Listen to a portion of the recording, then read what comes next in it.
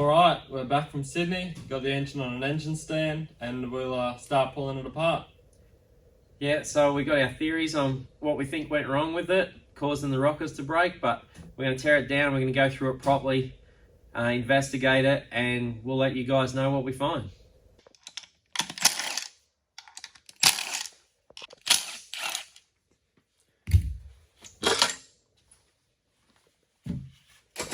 Alright, we're giving it to you real as it comes. Just sucked all the oil out, about to break the head loose, and found some surprises in here. We've got the end of a push rod with some needle rollers that were in there and the magnet picked up, which is why we didn't want to run the engine again, because we could have fixed it on the day, but if you get needle rollers down to the sump and through the oil pump, it'll cause more drama than good. Bit of alloy there, so that looks to be the end of one of the rockers where it broke.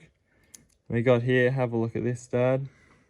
So that's the tip, that's the roller tip off the rocker, and the washers, shims, clips, and some of the needle rollers, which is hence why we didn't run it. That one's already broken, already been smashed in something. Last thing you want is one of them in your oil pump, break your oil pump, then it goes really bad. Yeah, so there's a few other little needle rollers and pretty much, yeah, just a few other needle rollers and that bit of the rocker down in there, but we'll take this head off and have a look at the underside of it and have a look at the valve.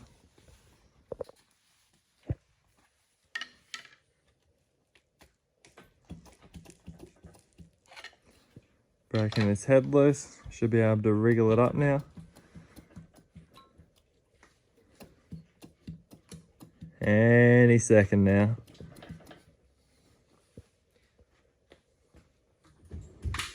Any second.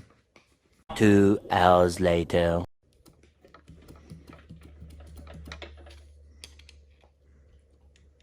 Five hours later. It's coming up a little bit now. There we go. Let's have a look in the bores. It's all looking pretty good. Underside of the head over here.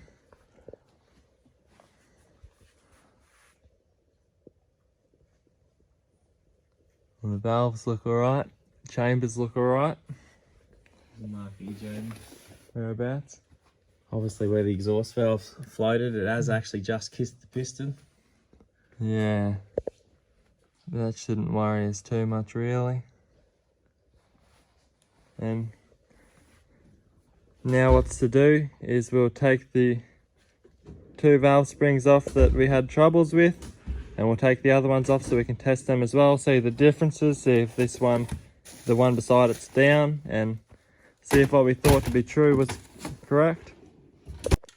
Got our valve spring tool. We think it works pretty well. Just goes on this face of the valve here and compresses the spring so you can take the collets, the locks out, and just pull the spring off. Some more needle rollers. Broken collet.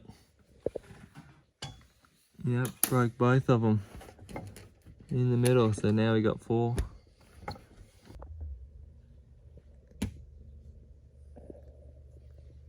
Turns alright in there. Yeah, a few marks on the side of the valve, just making sure the stem's not bent. Looks good. Pull the other spring off and we'll check to make sure the exhaust valve's not bent. So when we're pulling this exhaust spring off, which we think's the culprit, being a bit weak, it's definitely been floating. It was really hard to crack the collets loose because it's been floating and slamming up and really locking them tapered locks in around the valve. Yep, so another sign leading to what we think, and we'll know for sure when we test it, but that's we just have a sign. look here.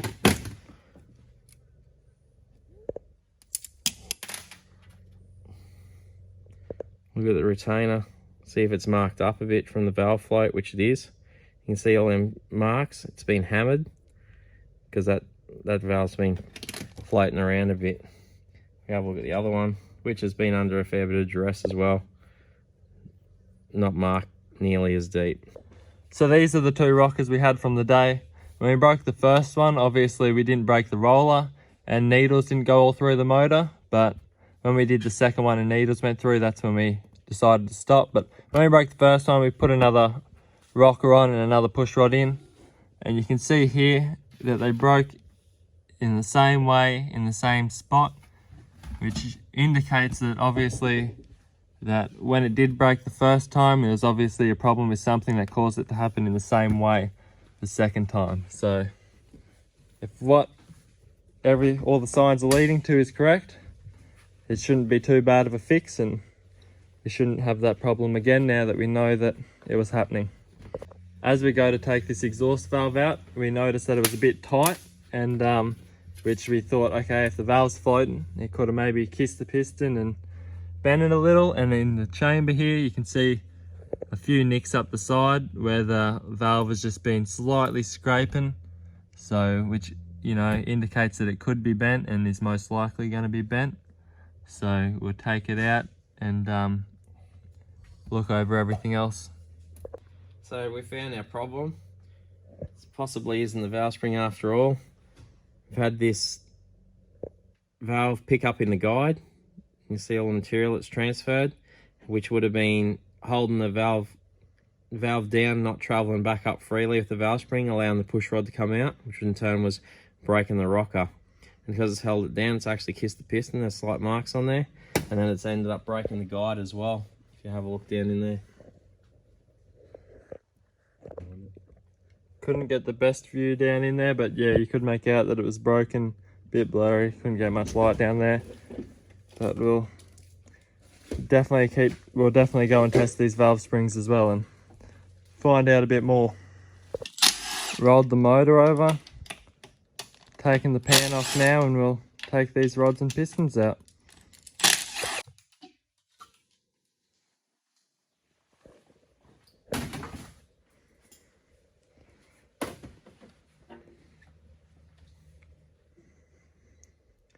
Looking not bad down this end of the motor.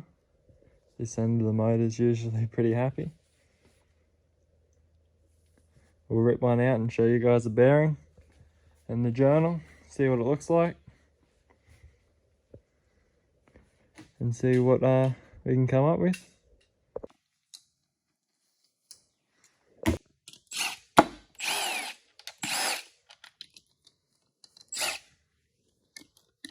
What do we got?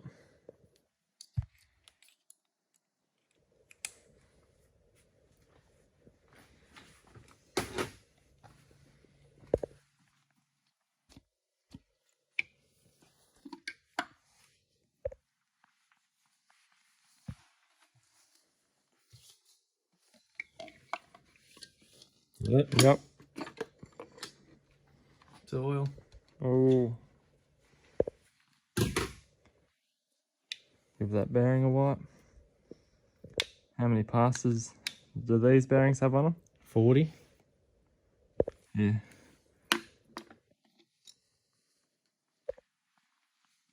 Looking not too bad. Give the crank a wipe.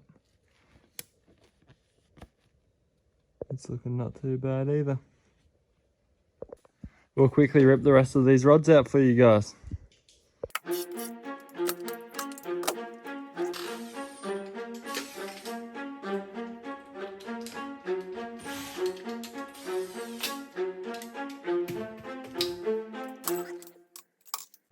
Alrighty, gonna rip this crank out. Balancer off first, front cover, then we'll rip all these main caps off. But we're gonna send this crank off to get crack tested. So when we freshen it all up, because it's due for rods, and we'll fix that rocker, the guide that was restricting the valve to return. But yeah, the bottom end was all happy really, just to freshen up for rods, and don't want any unwelcome surprises. So we'll make sure there's nothing we can't see by getting this crank crack tested. So we'll start ripping it out. Front cover off, got that gear drive out, and timing mark set, so we can take the crank out, put it back in, and our cam timing will be the same as it was. Got the gear drive off, timing mark set, so we know where it's going to be when we slap this crank back in, and main cap's coming off now. Second last cap coming out. One more to go. Crank just sitting there waiting to come out. Alright, here we go.